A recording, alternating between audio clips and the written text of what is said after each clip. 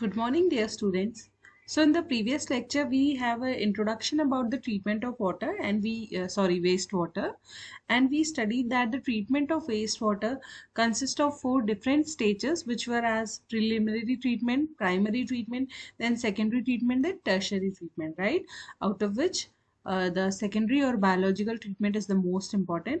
So now we'll study about these stages in a brief way, one by one. So today we'll discuss about the very first stage, which is the preliminary stage, right? So in that stage, I have told you that in the preliminary treatment we remove generally the suspended particles like pieces of paper, trees, woods, etc., which are present in the sewage. So the very first operation which is done in that treatment is screening.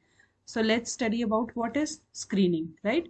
So screening, it is the definition written here. It is the very first step carried out in sewage treatment and which consists of passing the sewage through the different types of different types of screens so as to remove the floating suspended impurities, right? So screening, as we have studied about it in the treatment of water also, that in screening the sewage is just passed through a large set of screens. आपकी एक screens होती हैं जिसके through सबसे पहले sewage को पास किया जाता है, सो दैट क्या होगा, उसमें जो भी बड़े साइज की फ्लोटिंग इम्प्योरिटीज होंगी, बड़े साइज की फ्लोटिंग इम्प्योरिटीज मींस अगर कोई पीस ऑफ पेपर है या पीस ऑफ वुड है या कोई भी बड़ी साइज की ऐसी इम्प्योरिटी है जिसको कि हम स्क्रीन के थ्रू रिटेन कर सकते हैं, तो वो सारी ही इम्प्योरिटीज इस प्रोसेस में रिटेन हो जाती हैं, राइट? स्क्रीन्स थ्री टाइप्स की होती हैं जनरली, कोर्स, मीडियम, फाइन। ये जो क्लासिफिकेशन है, this is on the basis of कि जो सपोज ये आपकी स्क्रीन है, राइट? तो इसके बीच में जो पोर स्पेसेस है, यानी ये जो स्पेसेस है ये कितने बड़े हैं, इस बेसिस पे हमने इन्हें डिवाइड किया है। तो कोर स्क्रीन में जो स्पेसिंग होगा इन बार के बीच में, ये होगा अबाउट 50 mm का या उससे ज्यादा। Same as in the medium screen, ये जो स्पेसिंग होगी बार्स के बीच की वो होगी 6 to 40 mm, right? And in the fine screen जो स्पेसिंग होगी बार्स के बीच की, that would be 1.5 to 3 mm। तो जितनी कम स्पेसिंग हो रही है उतनी फाइन हमारी स्क्रीन होती जा रही है। Now, which screen is very effective in removing the impurity? Then obviously fine screen will be effective out of these three. The most effective will be fine screen. Fine screen क्यों effective होगी? क्योंकि उसमें जो space है between the bars, suppose ये bars है, इनके बीच में space जो है बहुत कम है as compared to course। आप अगर course को देखें तो उनके बीच में space इतना ज्यादा होगा और fine में सबसे कम होगा। तो जिसमें सबसे कम space है impurity को आगे पास होने के लिए, वही सबसे ज्यादा impurity को retain करेगी। But then also fine screens are generally not used. The reason behind this is that fine screen में इम्प्योरिटी तो बहुत इफेक्टिवली रिमूव होती है, लेकिन इसमें क्लॉगिंग की चांसेस भी बहुत ज़्यादा होती है, क्योंकि ये जो इम्प्योरिटी है जब इसके फाइन स्पेसेस में फंस जाती है तो उसको बार बार क्लीन करना is a big problem. So as compare to fine screen हम कोर स्क्रीन को यूज़ करते हैं बिकॉज इम्प्योरिटी को रिमूव करने के प्रोसेस हमारे आगे ट्रीटमेंट की वेरियस स्टेजेस में भी है। सो हमें यहाँ पे बहुत ज़्यादा एफिशिएंसी नहीं चाहिए, बस हमें स्क्रीनिंग में चाहिए कि जो बहुत बड़े साइज के पार्टिकल्स हैं वो रिमूव हो जाए। So that is why fine screen नहीं यूज़ की जाती, बिकॉज उसमें क्लॉगिंग की फ्रीक्वेंटली उसे क्लीन करने की प्रॉब्लम हो जाती है, right? Now there is one more point regarding about the screen, that screens are generally placed inclined at about 30 to 60 degree to the direction of flow। Means suppose आपकी जो screen है उनको हम कुछ इस तरीके से रखते हैं, राइट? ये जो इंक्लाइन रखते हैं ये डायरेक्शन ऑफ फ्लो है, राइट? इससे कुछ अबाउट 30 to 60 डिग्री के एंगल पे हम इंक्लाइंड रखते हैं। Now what is the reason behind this? तो इसके पीछे रीजन कुछ नहीं है, जस्ट द सिंपल रीजन ये है कि देखिए, अगर आप इसको स्ट्रेट रखेंगे तो जो पानी सीवेज आ रहा है वो ऐसे फ्लो में आएगा और बहुत स्पीड से आएगा। वेयर अगर आपने उसको इस तरीके से इंक्लाइन रखा है तो जो वाटर की स्पीड है वो समवट इस केस के कंपैरिजन में रिड्यूस होगी, बिकॉज यहाँ पे क्या है, फ्लो को वे कम मिल रहा है, यहाँ पे फ्लो को डायरेक्टली वो आ रहा है और उसको सीधे वे मिल जा रहा है। तो अगर फ्लो बहुत ज्यादा होगा तो उसके साथ चांसेस हो सकते हैं कि इम्प्योरिटी फटाफट से फ्लो के साथ साथ आगे चले जाए। वेरेज अगर हम फ्लो को थोड़ा कम करें तो इम्प्योरिटीज के आगे पास ऑन होने की चांसेस कम है। तो इसीलिए जो स्क्रीन्स होती है उनको हमेशा स्ट्रेट नहीं रखा जाता है, उनको इंक्लाइन किया जाता है at an angle of 30 to 60 degree to the direction of flow. So this was the first process in the preliminary treatment, जिसमें कि हम अपने सीवेज से जो बहुत बड़े साइज की सस्पेंडेड इम्प्योरिटीज हैं उनको रिमूव करते हैं। Now let's study about the second process in this preliminary treatment, which is the grit chambers, right? Now what are these grit chambers? तो grit chambers में क्या होता है, बेसिकली जो सीवेज है, अब तक आपने उससे जो बड़े साइज की इम्प्योरिटीज हैं उसको रिमूव कर दिया है। नाउ हमारे सीवेज में कुछ इनऑर्गेनिक इम्प्योरिटीज होंगी और कुछ ऑर्गेनिक इम्प्योरिटीज होंगी। नाउ अगर हम दोनों इम्प्योरिटीज को कंपेयर करें तो जो इनऑर्गेनिक इम्प्योरिटी है उसका जो स्पेसिफिक ग्रेविटी होता है, इनऑर्गेनिक की स्पेसिफिक ग्रेविटी जो होती है वो अबाउट द रेंज होती है 2.65 में, ठीक है।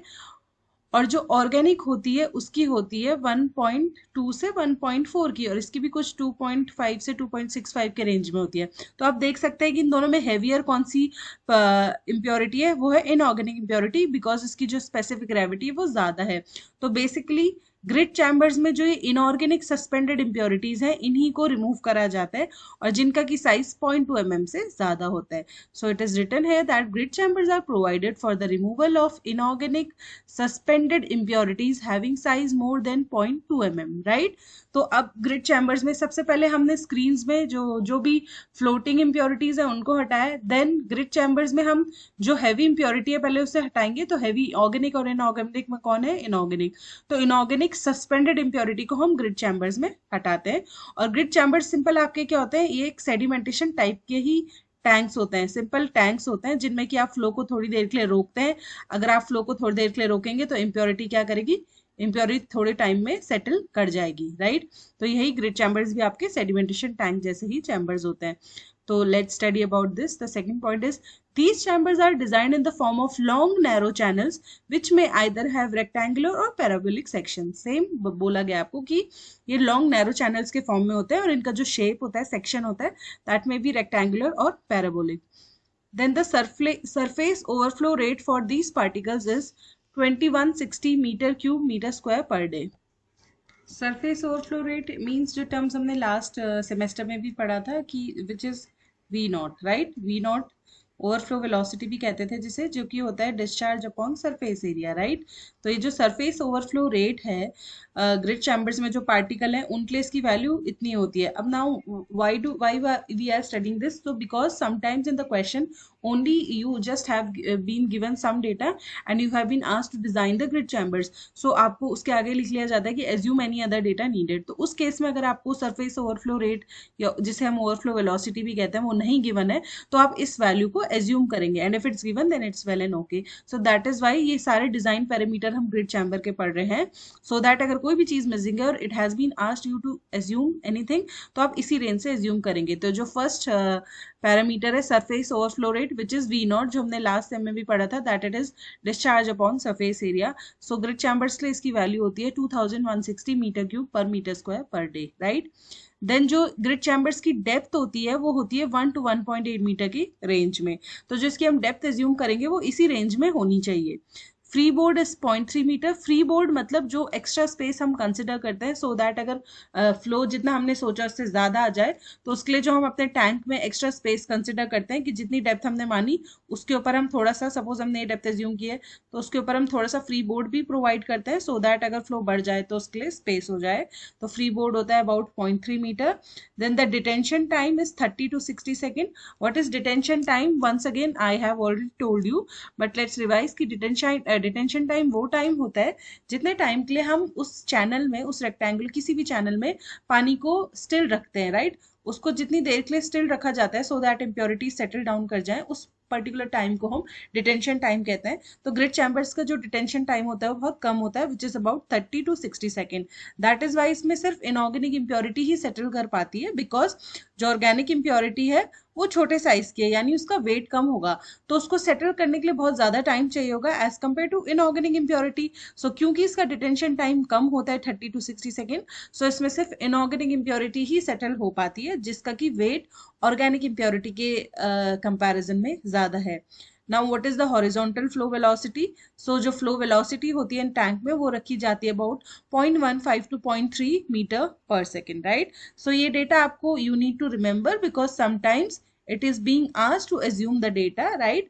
तो तो आपको ये याद रखना है। एंड सिंपली ग्रिड चैम्बर जो दूसरा हमने प्रोसेस पढ़ा प्रिलिमिनरी ट्रीटमेंट में, उसमें क्या होता है, उसमें हम सिंपली अपने सीवेज से जो इनऑर्गेनिक सस्पेंडेड इंप्योरिटीज हैं उसको रिमूव करते हैं। और ये ग्रिड चैम्बर्स होते क्या है, ये सिंपल आपके जस्ट लाइक सेडिमेंटेशन टैंक, कुछ टैंक्स होते हैं आपके जिनका की सेक्शन रेक्टेंगुलर हो सकता है, पैराबोलिक हो सकता है, और इनमें 30 से 60 सेकंड के टाइम के लिए फ्लो को रोका जाता है, सो दैट क्या होगा, जो इनऑर्गेनिक सस्पेंडेड इंप्योरिटीज है वो रिमूव हो जाए वेस्ट वाटर से। सो this was the second process in the preliminary treatment. Now let's study about the third process which is being carried in the preliminary treatment, and it is the skimming tanks. तो skimming tanks generally किस लिए use होते हैं? So अगर हमारे waste water में oil and Greece present है तो जनरली उनके रिमूवल के लिए हम स्किमिंग टैंक को यूज करते हैं।